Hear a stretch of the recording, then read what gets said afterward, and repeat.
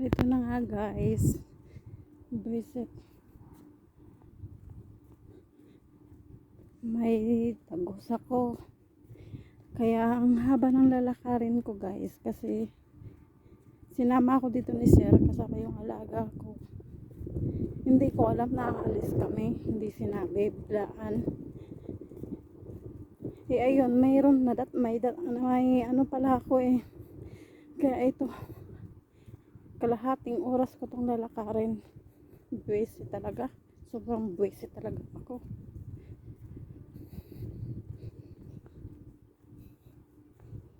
Ang init naman, sobrang init, grabe.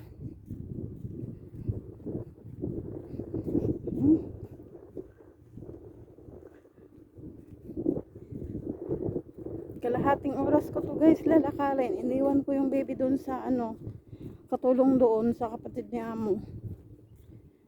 Nakakabwisit talaga. Hindi man lang magsabi na aalis. Bigla kang isasakay sa sasakyan. Yun pala, iiwan kami doon. Hindi pa nga ako nakapag-almusal. Nakakabwisit.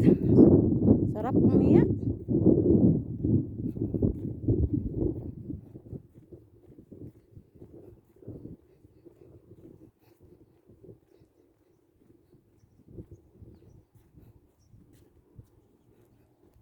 Tapos balik na naman ako pagkatapos ko magbihis, kalating oras na naman.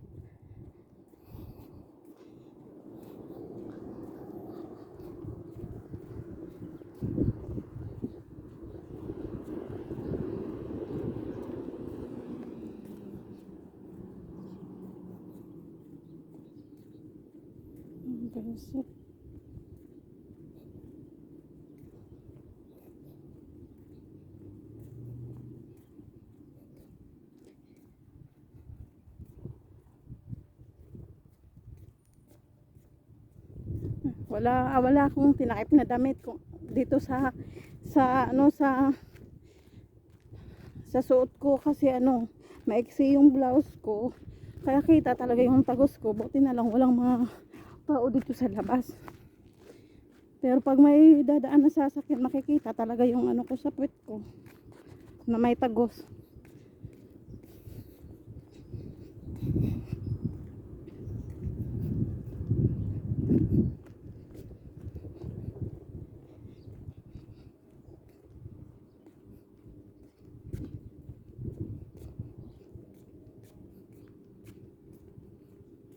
Tapos tumawag, 2:00 daw kami susunduin. Anong oras pa dito? Umaga pa. Mag 9:00 pa lang. May tagos na ako. Okay.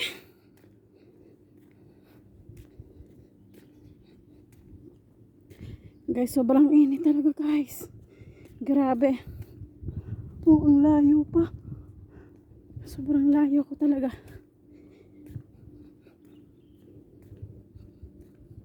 Pag hindi ko rin lalakarin to, wala. Baka puro na ako tagos.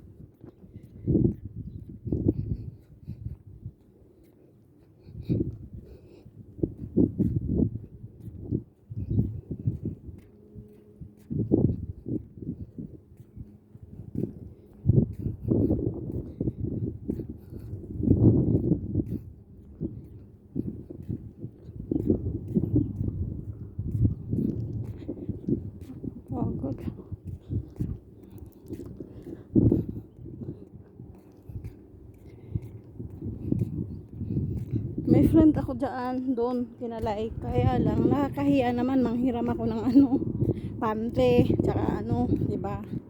Pangit naman yung personal na hiramin mo. Kaya tiis 30 minutes.